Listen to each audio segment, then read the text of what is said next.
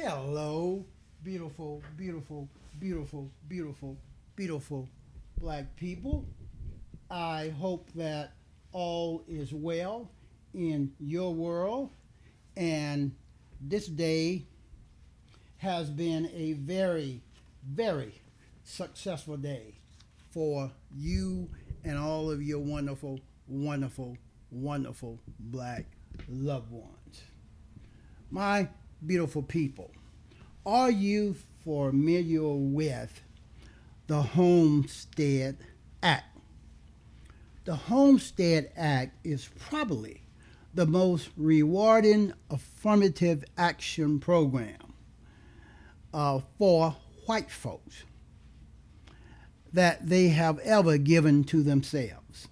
Beginning in 1865, after the ending of the Civil War, 250 million acres of land right here on this plantation called America, nearly the size of California and Texas combined, were given away to white folks. Many of these white folks had actually participated in the Southern State Confederate State Rebellion against America. Black folks who had worked this land for generations as slaves and fought for the America in the Union Army during the Civil War were not allowed to receive any of this land. That is akin to giving Al Qaeda members charged land in Manhattan while telling the U.S. soldiers to go to hell. As many as 640 acres for each white family, an acre being about the size of a football field, and 640 acres being about 1 square mile, were simply snatched from the Native Americans and given to white folks. The Homestead Act of 1865, my beautiful, intelligent black brothers and sisters. How did white folks get so rich? They gave themselves many privileges, many affirmative actions programs, as these white folks refused to give black folks any land. Through an act of Congress, the federal government was giving away millions of acres of land in the West and in the Midwest, which meant that it was willing to undergird its white peasants from Europe with an economic floor.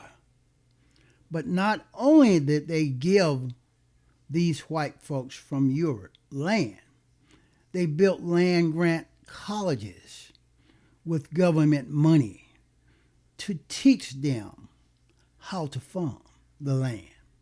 Not only that, they provided county agents to further their expertise in farming the land.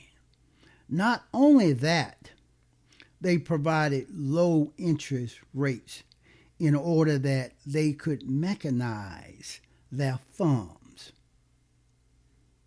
Not only that, today, many of these descendants of these white folks are receiving millions of dollars in federal subsidies not to farm. And they are the very same white folks that are telling black folks, people that look like me, that we ought to pull ourselves up by our own bootstraps. This is what we are facing in April of 2020. This is a reality. It's a reality every day of our lives. my beautiful black brothers and sisters. One more thing. Are you familiar with these white savior narratives that these white folks will present to us as movies, films, books, stories, etc., etc.? The white savior is a cinematic trope, trope, in which a white character rescues non-white characters from unfortunate circumstances.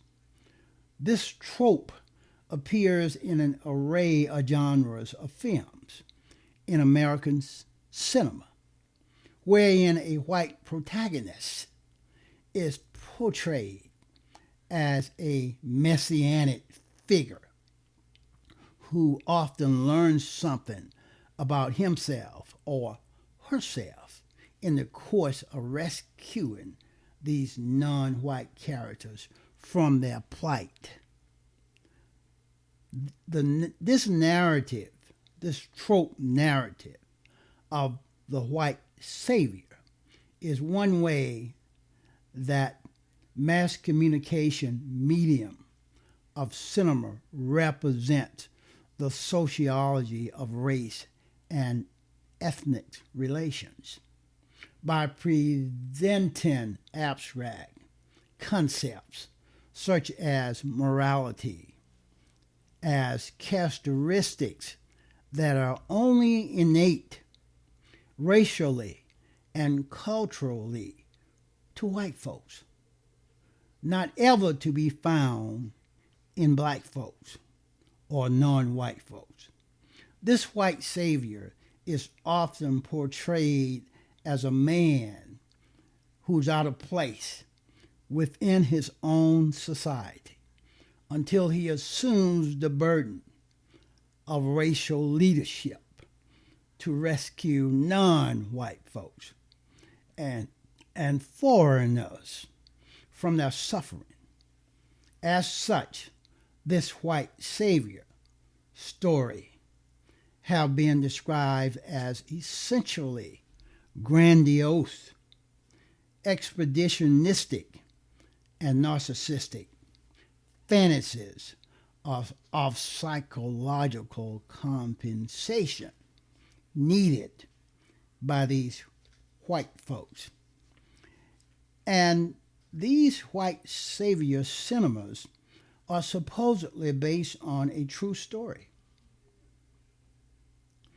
Secondly, it features a non-white group of people who experience conflict and struggle with others that is particularly dangerous or threatening to their lives and livelihood.